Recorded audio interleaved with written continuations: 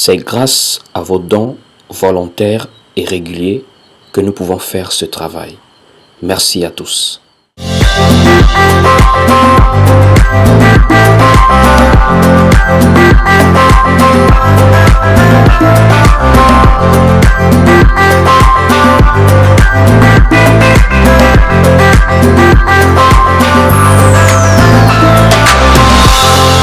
Bien, le bonjour à tous, shalom à tout le monde, tout en espérant que vous allez bien. Je vous invite aujourd'hui à partager la parole sur un thème important. Il s'agit des armes spirituelles, en tout cas ce qu'on appelle communément armes spirituelles. Il s'agit ici des armes qui sont énumérées dans le livre d'Éphésiens chapitre 6. Alors déjà à la base, pour commencer, je vous invite tous à liker cette vidéo, à la partager au maximum de personnes que vous pourrez partager la vidéo et surtout à vous abonner si ce n'est pas encore le cas. Alors lorsque nous parlons des armes spirituelles, nous allons déjà comprendre qu'une arme, c'est un outil, un instrument qui nous permet de lutter, de pouvoir combattre de manière soit offensive ou encore défensive, de façon simple à comprendre. Nous parlons d'une arme, d'un outil, d'un instrument qui nous permet de nous défendre ou encore d'attaquer. Ça veut dire d'être en conflit, d'être en guerre avec quelqu'un, d'être en lutte avec une personne. Et nous savons très bien que dans la parole de Dieu, nous vivons un combat, ce que l'apôtre Paul a appelé le combat de la foi. Nous pouvons rapidement lire ce passage dans le livre de 1 Timothée, voilà, chapitre 1er, au verset 18. Il est écrit ici dans le livre de 1 Timothée, chapitre 1er, au verset 18. « Le commandement que je t'adresse, Timothée, mon enfant, selon les prophéties faites précédemment à ton sujet, c'est que, d'après elles, tu combattes le bon combat. » Donc l'apôtre Paul recommande à Timothée de combattre le bon combat. Et même lui-même, l'apôtre Paul va le revendiquer, dire qu'il a combattu le bon combat et qu'il a gardé la foi. Dans le livre de 2 Timothée, chapitre 4, du verset 7 à 8. Allons-y lire. 2 Timothée, chapitre 4, du verset 7 à 8, il est écrit ici.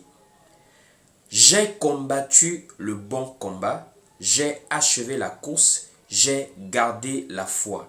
Désormais, la couronne de justice m'est réservée. Le Seigneur, le juste juge, me la donnera dans ce jour-là. Et non seulement à moi, mais encore à tous ceux qui auront aimé son avènement. » Donc, avant de parler des armes spirituelles, de les énumérer en détail, il faut déjà comprendre que lorsque nous parlons des armes, nous parlons automatiquement d'un conflit, d'un combat dans lequel nous sommes ou nous sommes appelés à être.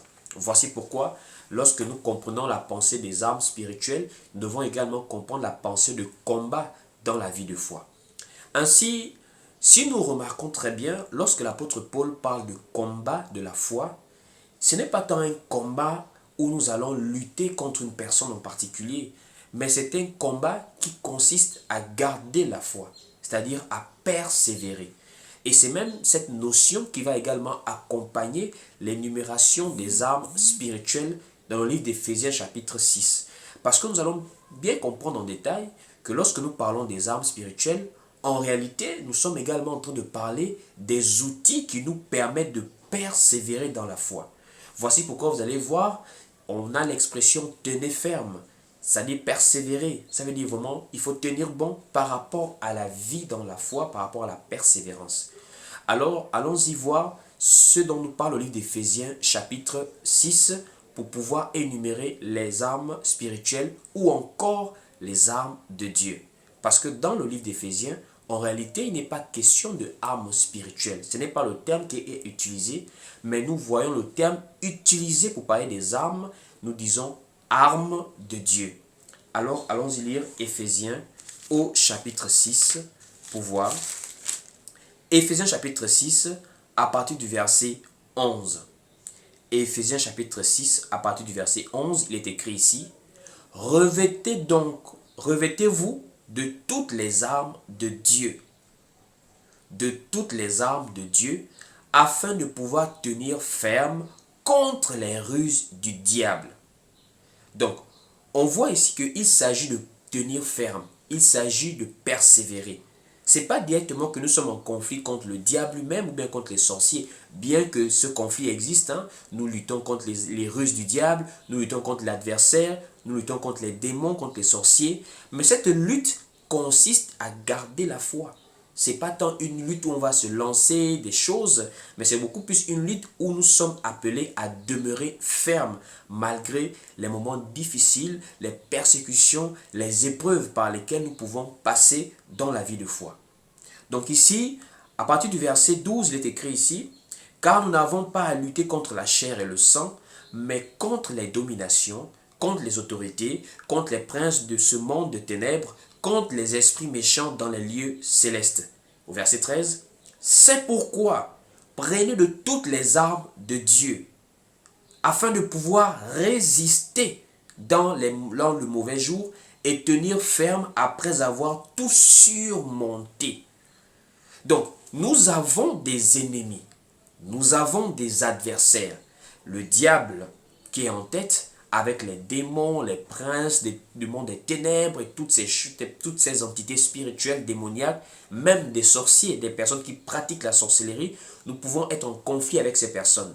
Mais la notion des armes de Dieu, la notion de combat dans la foi, c'est beaucoup plus le combat de la persévérance. Ça veut dire, malgré que nous sommes attaqués, malgré que nous sommes persécutés, nous demeurons fermes, nous gardons la foi.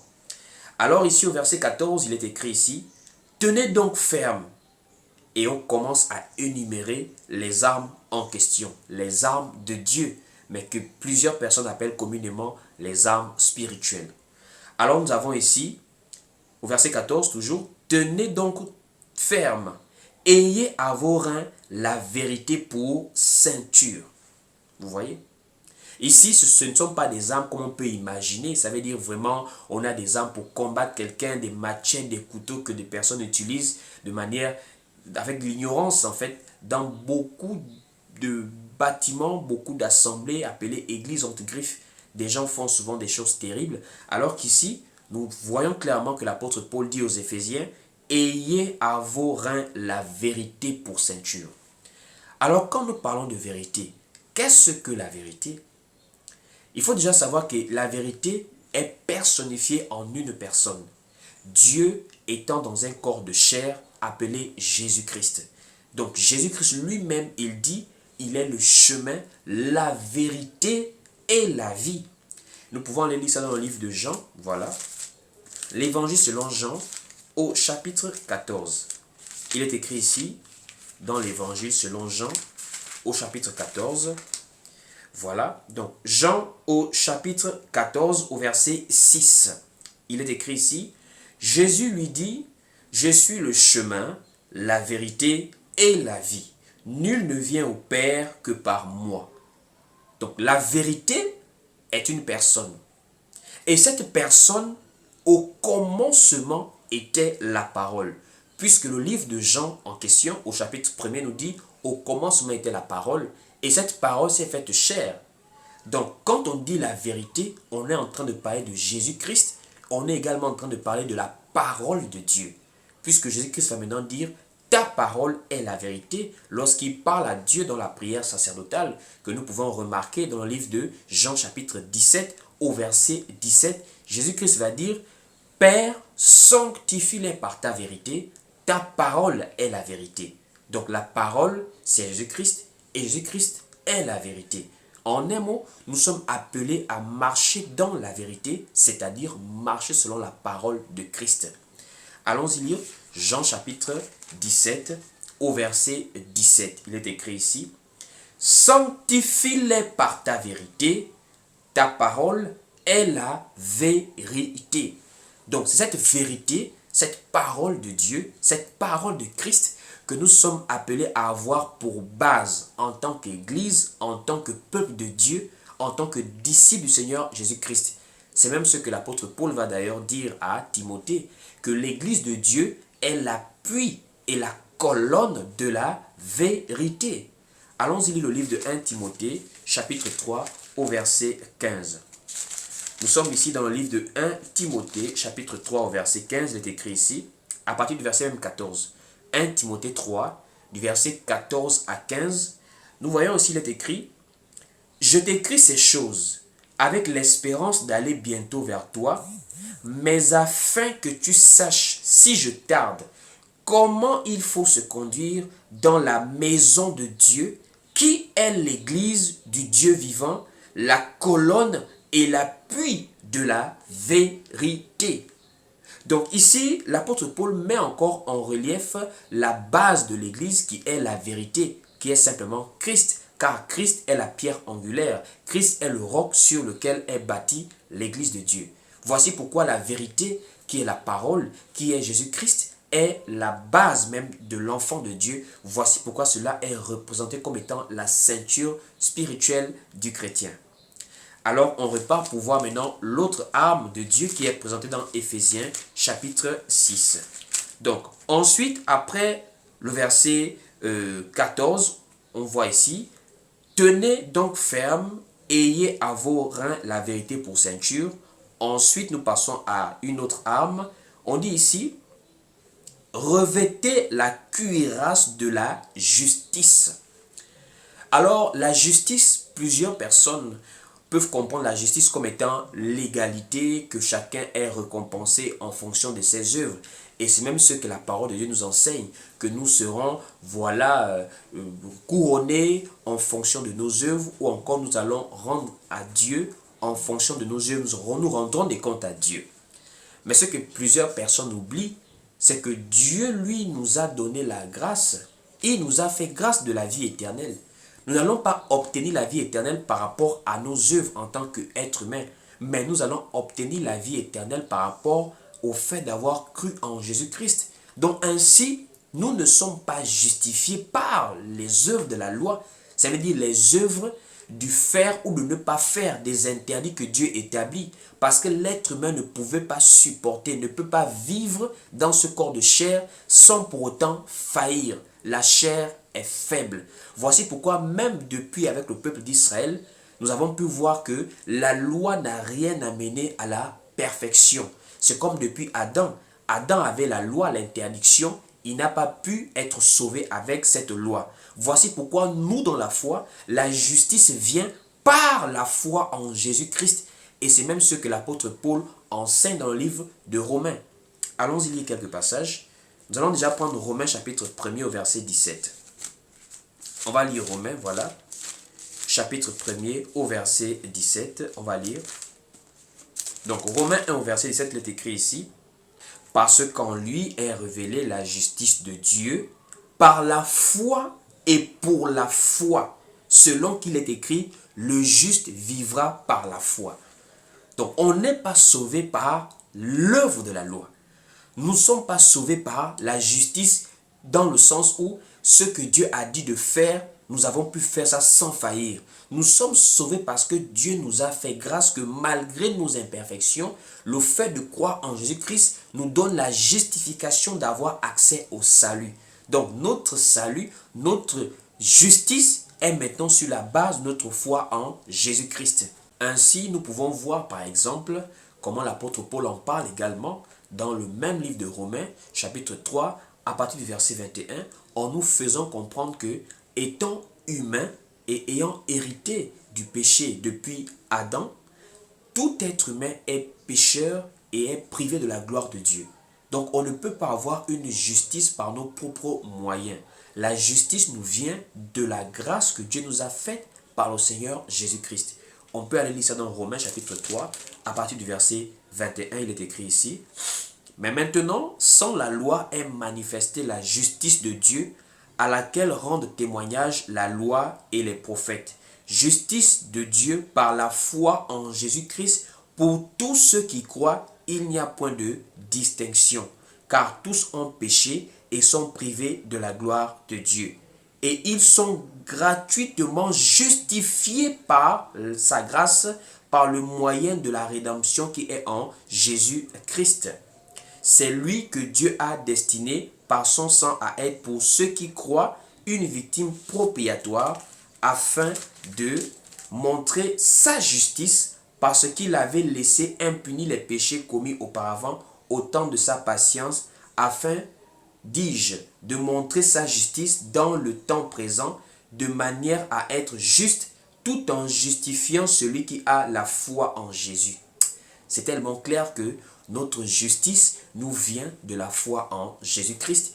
Et cela nous amène à comprendre que la justice de Dieu est différente de la justice des hommes. La justice, Dieu la manifeste par la grâce qu'il accorde à ceux qui croient en celui qu'il a envoyé, Jésus-Christ.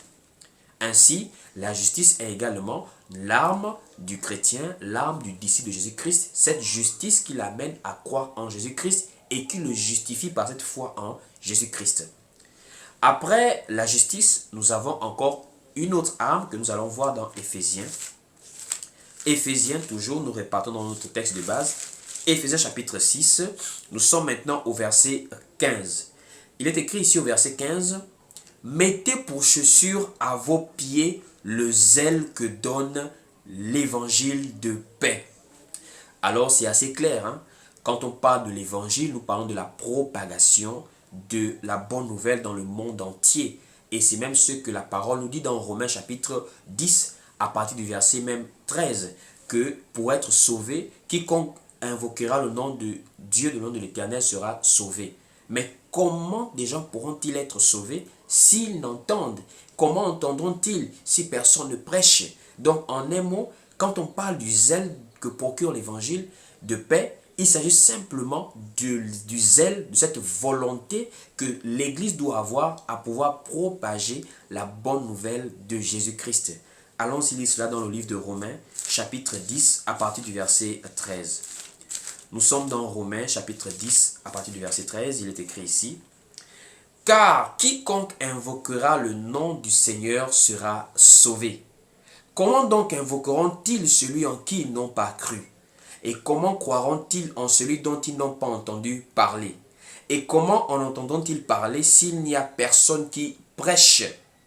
Et on dit ici, et comment y aura-t-il des prédicateurs s'ils ne sont pas envoyés? Selon qu'il est écrit, qu'ils sont beaux les pieds de ceux qui annoncent la paix, de ceux qui annoncent de bonnes nouvelles.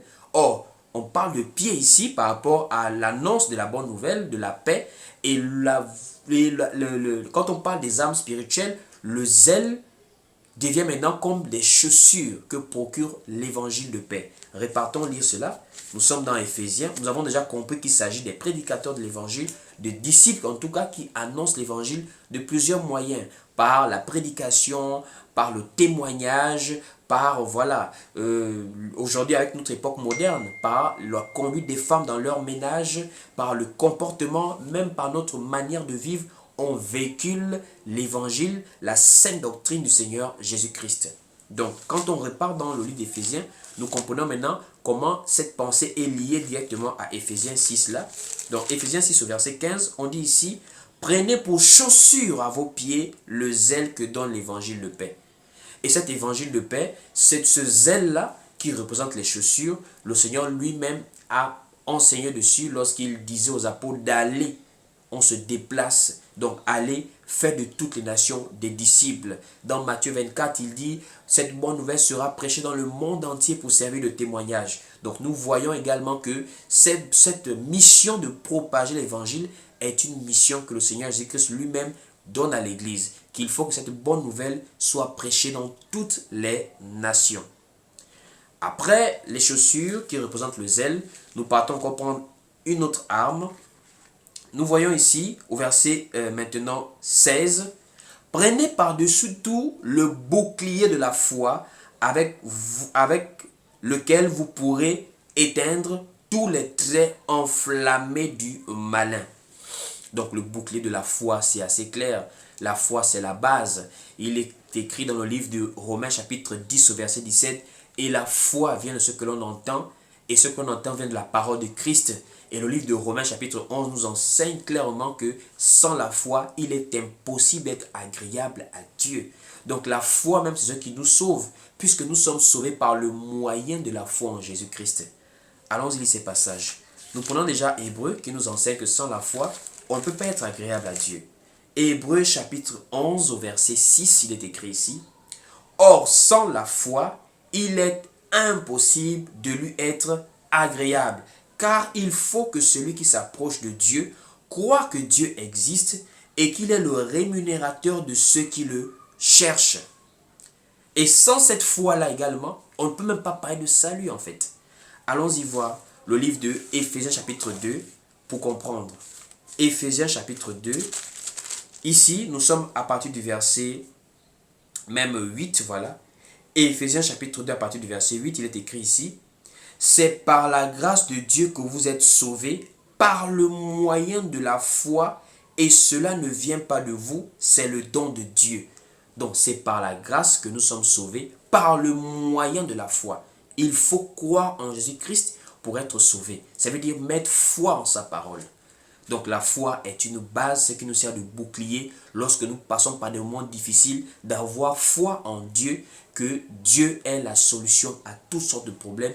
Dieu est celui qui dit le dernier mot, même lorsque la médecine a dit un mot, même lorsque les hommes ont déjà dit un mot, tant que Dieu n'a pas encore dit le dernier mot, nous pouvons toujours garder la foi en Jésus-Christ, que c'est sa parole qui va décompter peu importe la situation. Donc la foi aussi est très importante. Et nous terminons, voilà. Nous sommes dans le livre d'Éphésiens, toujours chapitre 6. Nous sommes maintenant au verset 17. On dit, prenez aussi le casque du salut. Donc le casque du salut, c'est simplement l'espérance en la vie éternelle. Et c'est très important que nous puissions le réaliser. Que nous sommes dans la vie de foi parce que nous persévérons pour la vie éternelle. C'est la promesse faite à toute personne qui croit en Dieu par Jésus-Christ.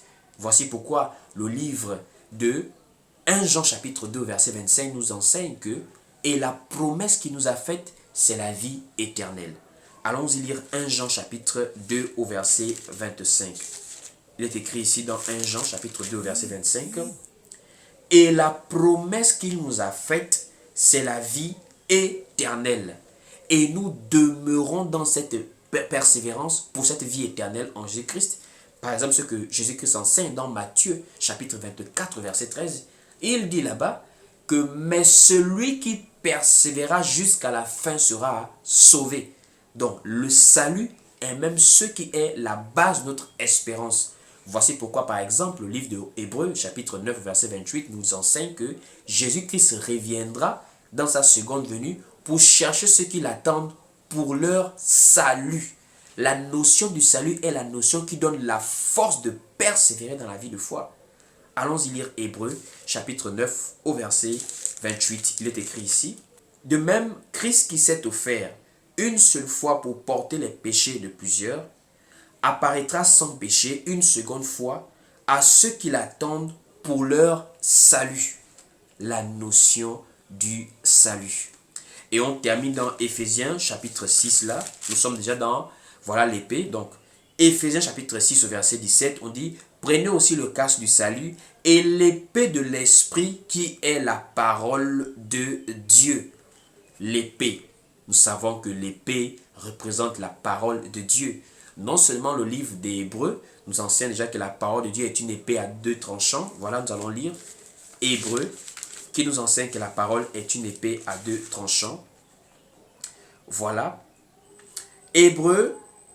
Voilà, chapitre 4 à partir du verset 12. Hébreux chapitre 4 à partir du verset 12, il est écrit ici. Car la parole de Dieu est vivante et efficace, plus tranchante qu'une épée quelconque à deux tranchants, pénétrant jusqu'à partager âme et esprit, jointure et moelle. Elle juge les sentiments et les pensées du cœur. Nulle créature n'est cachée devant lui, mais tout est à nu et à découvert aux yeux de celui à qui nous devons rendre compte. Donc, Hébreu dit que la parole de Dieu est une épée, est plus tranchante qu'une épée à deux tranchants. Et même dans le livre d'Apocalypse, chapitre 19, lorsque Jésus-Christ revient en gloire maintenant, on dit une épée sort de sa bouche. Et le nom de Jésus-Christ là-bas, c'est la parole de Dieu. Donc, nous comprenons par là que l'épée est la parole de Dieu. Et c'est la parole de Dieu qui doit être l'absolu de la vie de tout enfant de Dieu. Puisqu'au commencement était la parole et la parole était Dieu. Et si nous croyons en Dieu, nous devons maintenant baser notre vie sur cette parole. Donc voici en quelques mots, en quelques minutes, sinon, l'enseignement résumé sur les armes de Dieu, mais qui sont communément appelées les armes spirituelles. Par là, nous pouvons maintenant comprendre qu'en réalité, la majorité des armes spirituelles ou encore les armes de Dieu sont des instruments, sont des outils qui renvoient à simplement la parole de Dieu. Vivre dans la parole, dans la vérité, dans la foi en Jésus-Christ qui nous justifie, dans la propagation de l'évangile qui est la chaussure que donne l'évangile de paix. Nous avons ici la cuirasse de justice, nous avons le bouclier de la foi, nous avons le casque du salut et nous avons la parole de Dieu qui est l'épée. En un mot, tous ces instruments, toutes ces armes nous renvoient simplement à la parole. En un mot, tu dois vivre ta vie de foi basée sur la parole, basée sur l'enseignement des apôtres. Ce n'est pas un combat spirituel qui consiste à aller faire des veillées nocturnes physiquement pour couper les sorciers, couper les démons, mais cela consiste à persévérer sur le fondement des apôtres et des prophètes, ayant pour Jésus-Christ la pierre angulaire. Que Dieu vous bénisse. Nous sommes arrivés au terme de notre temps d'enseignement. Si cette vidéo vous a plu, comme je le disais au début, partagez, likez, abonnez-vous si ce n'est pas encore le cas. Vous pouvez également nous soutenir par un don volontaire et libéral pour nous permettre de davantage travailler sur cette chaîne et sur plusieurs plateformes numériques afin de toujours vous servir la parole de Christ pour la persévérance en vue de notre salut à tous en Jésus-Christ. Que Dieu vous bénisse. Shalom, paix et grâce à tous.